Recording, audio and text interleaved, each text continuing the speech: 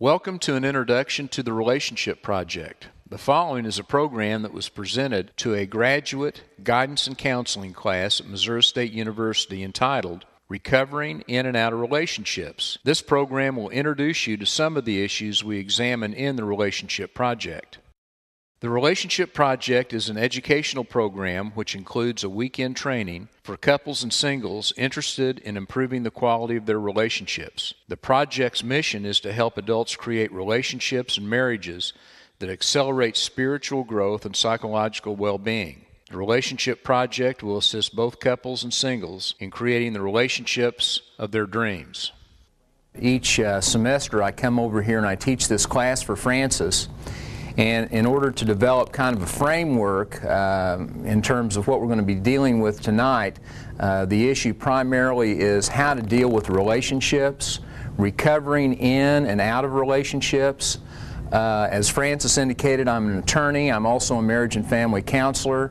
In '85 and '86, I went to seminary, and I'm also a divorce mediator, so I wear several hats. But the primary reason I'm up doing this particular experience tonight isn't because of all the degrees I've gotten over the years. It's primarily due to the fact that I've experienced so much incredible pain in and out of relationships that I decided that in order to learn more about relationships, teach about relationships. So in the last, probably 10 or 12 years, I've been doing programs similar to this one.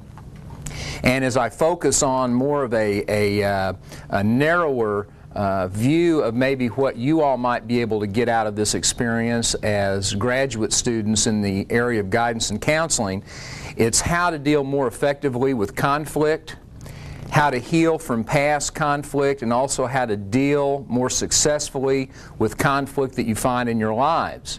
And I guarantee you the areas that you're going to go into in terms of counseling, or whether or not you're going to go on the administrative side, or whether you're one of those graduate students that really doesn't know what they're going to do when they grow up yet, you're going to show up with a lot of conflict in your life. I'm happy to hear that you just got your engagement ring, and I think you're in for an interesting evening tonight, because we will devote this time to you and your fiancé, knowing that the issues we're going to be talking about tonight will strengthen you and your relationship with him. How's that sound? That sounds good. Okay. A couple of questions I always like to start out with are the following. One, have you ever wondered why there were so many divorces? Just generally. Have you ever been perplexed by the number of divorces that show up in our culture from year to year? Why do people experience so much difficulty with relationships? Maybe that's another way of saying why do people have so much difficulty in marriages, and why are there so many divorces? Why does your best friend, or why do your children always seem to be attracted to the wrong person? And do you know someone who's been divorced for many years but who's still emotionally entangled in the conflict with their former spouse? And have you ever wondered why they just can't let go of the conflict and the drama? And why is it so difficult getting along with other people, including those people in your own family? These are some of the issues that we're going to be exploring, at least in an indirect way this evening. And one of the best ways, I think, to start out looking at these issues is with a little bit of humor. This first cartoon is a Kathy cartoon, and it starts out with Irving and Kathy on the couch, with Irving saying, "If you wanted to go out, why didn't you say so, Kathy?" And Kathy responding, "I wanted you to say you wanted to, Irving." Irving saying, "I said we could go out if you wanted to." Followed by Kathy, "Why would I want to if you didn't act as if you wanted to?" Irving responds, "Why didn't you just say you wanted to?" Kathy says, "I said I wanted to by getting mad when you didn't say you wanted to." The next frame is, "I said I wanted to by saying I would." And Kathy says, "Why didn't you just say what you meant?" Irving responds, "Why didn't you say what you meant?" And then she says, "Ha." And then together, simultaneously, they say, "My words came out fine. They were processed incorrectly by your brain." And then the dog, the smartest one of the three, says, "Few things are as scary as being between two humans who are agreeing with each other." One of my favorite cartoons is another Kathy cartoon, which really indicates the level of communication that a lot of couples reach. Once again, Irving starts out, "I waited at the restaurant for you for an hour, Kathy." Kathy responds, "Irving, you told me you had plans for today. I assume that meant you were canceling lunch." "I didn't say I had other plans for lunch. I just said I had other things to do." Kathy says, "When you say you have other things to do, it always means you're planning to not do the things we plan to do." And of course, Irving says, "If you thought I wasn't planning on lunch, why did you say see you later, which I assume meant at the restaurant for lunch?" And Kathy says, "When you say see you later, sometimes I don't see you for a month." And then again, the wise dog says the gift of speech was given to the wrong species. Far Side's another one of my favorite cartoons. And here, obviously, the two robots sitting in the therapist's office. The problem, as I see it, is that you're both extremely adept at pushing each other's buttons. And one thing that your clients will be coming in to you as counselors talking about is, why do all these people push my buttons, when the real appropriate issue and the real appropriate question is, why do they have buttons that are being pushed? And we'll be talking about that particular shift in philosophy as we go through this evening. This is one thing I deal with a lot. And by the way, I'm using some cartoons and some illustrations tonight taken from a book I wrote entitled Recovering from Divorce and the Horse You Rode In On. And I think using these illustrations makes the framework somewhat easier to follow in terms of the issues involved in relationships, because although the book is written about divorce, a lot of the book is devoted to dealing with issues of emotional and spiritual healing. But have you ever seen people in that shape going through a divorce experience? One thing, just generally speaking, that it's important for me to keep in mind whenever I'm doing counseling is the idea of hurt people, hurt people, hurt people, hurt people. And ordinarily, hurt people in relationships that they're closest to. So it seems like in our experience, those people who hurt us the most are the ones that we try to get closest to, whether that's in the family we grew up in or relationships later on when we get married or so on and so forth, because that's the arena that stuff comes up that needs to heal. And we're going to get into talking about that in just a little bit too. But I wanted to share with you a new song that I'm going to write. I've just come up with a title so far. But it's a country western song I decided to write because we're so close to Branson, we're so close to all those country and western singers. And it goes like this, the title that is. "Oh baby, I'm so lonely and all alone, I feel so bad and sick. It's almost as bad as when you're here." That's supposed to be funny. It's okay to laugh even though this is being filmed if you get the urge. It seems like a lot of people experience a great deal of difficulty and pain in relationships. And although getting out of relationships seems to be quite painful, a lot of people experience a lot more pain staying in some relationships than getting out.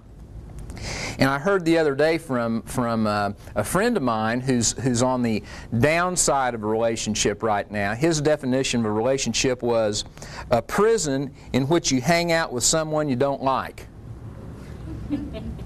A relationship is a prison in which you hang out with someone you don't like. And it seems like, in my experience, that most people are poorly equipped emotionally and spiritually to create healthy relationships. And in fact, if you look at the numbers, the issue of divorce is unbelievable. And divorce statistics don't tell the whole picture. Here are the divorce statistics. 50% of every marriage all marriages will end in divorce. 50% of all first marriages end in divorce, okay? You would think that after the first marriage people would be a little bit better at being successful in relationships, but the statistics are 60% of all second marriages end in divorce. But hang on, because 70% of all third marriages end in divorce. Now, if that isn't depressing enough, check this statistic out. This is the non-statistic that you never hear about. But add in all the other relationships that aren't successful, that never got to the marriage ceremony, and then add in all the other unhappy marriages, and it's an unbelievable statistic on how little people know about how to get along with each other and how to resolve conflict. and how to love one another in a way that creates something that is healthy and healing and continues into the future. We just don't know how to do it. In fact, I got to a point halfway through seminary in about 1986 where I just threw up my hands and said, no more relationships for me. Relationships for me looked like those old westerns where the old boy was riding on his horse and all of a sudden for some reason gets knocked off. But instead of falling off and staying off, he gets his heel caught in the stirrup and the horse heads right towards the cactus field. That's been my experience in relationships up until I got married the second time. Didn't know how to do them. Didn't know how to deal with conflict. Well, certainly somebody who went to law school is smart enough to deal with conflict. Wrong. Well, certainly someone who's gone through two master's programs, one in guidance and counseling, one in psychology and holistic health, is smart enough to deal with relationships. Wrong. In fact, just because you're learning all this stuff about how to deal with other people's stuff doesn't necessarily mean that that will automatically shift down into your own experience. In fact, it's interesting that oftentimes graduate school is the kiss of death to a lot of marriages, because one person in the relationship starts to grow and the other person in the relationship doesn't, and it creates a lot of havoc and conflict, and nobody knows how to deal with conflict, so you end up going through divorce court one more time. But I wouldn't be here tonight talking about this unless I thought there was a real positive slant to all this. So before you all sit back and say, my God, why did I show up for this class? There's some real positive stuff that's going to come out of this experience tonight. One of the most important obstacles in relationship success, or another way of saying that, one of the biggest obstacles to successful relationships, is what I call mad women and sad men. And in the book I have a chapter about that, and it looks like this. When the outside, i.e. what you have in terms of your outer affect, what you look like, doesn't match the inside, what's going on inside oneself, not only are you dishonest with yourself, but you invite emotional pain and relationship failure in your life. Now, the idea about mad women and sad men. In our culture, historically, men have not been able to get in touch with their feelings. We're not allowed to. If you get in touch with your feelings, you're a wuss, you're looked down upon, you're a wimp. Can't get no respect if you get involved with getting in touch with the emotional side of your personality and your soul and your spirit. The same thing's true with women. You can't get angry. And these are the two illustrations I used to make this point. I don't know how many women in this class had this experience when they were young, when they were just really raising hell with their parents, and when you went in your bedroom, just slammed that door and just hope it was going to splinter and that they'd pop right off the hinges. And your dad came up and kind of knocked gently on your bedroom door and came in and said, "Hon, I know that you realize that your anger disturbs your mom and myself a little bit, but I just want to tell you that we really value your ability to access that part of you, because by getting in touch with your anger and being able to express it in a situation like this, around your parents, that will ensure that you won't have to go out and marry some crazy son of a bitch later on who's going to beat you up. So we're real proud of you, hon, that you're really being able to express that anger and stand up for your rights instead of trying to be nice and sucking it down all the time." Now, how many women had that conversation with their dad? I've never seen one yet. Now, guys, when you were, 16, 17, 18 years old, did you feel comfortable and safe out on the field, whether you were playing baseball or whatever, whenever you slid into home plate or did something that really hurt, to have a real good cry and have your friends come up and put their arms around you and say, you know, although we're 16 or 17, you're just an incredible role model for the rest of us, being able to access the pain that you have. And we really appreciate that and acknowledge you for that. And we really just want to tell you how much we appreciate you for being able to do that in front of us, giving us all the opportunity to do that ourselves when we need to. Because it seems like if we do that now as young men, by the time we get older and get into relationships, we'll be able to get in touch with our entire being and our emotionality. So when our spouses want like an emotional partner, we'll be able to show up and be there. So I know some guys might make fun of you. I just want to tell you that we really appreciate you being in touch with those feelings.